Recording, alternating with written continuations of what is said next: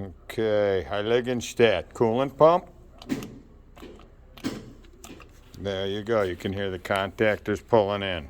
Okay, now how do you start? There's the motor start. And off's the stop. All right.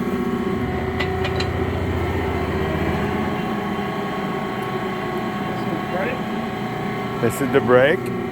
Yeah. Right now it's the brake hooked up. Oh. It does brake. Okay. It will. Or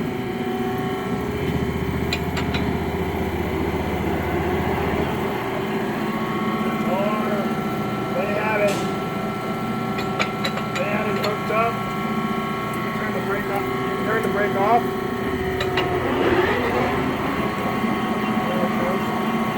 Oh, so you got the brake on or off, freewheeling or not. There you go, Heyligenstaedt. For you, Tracy.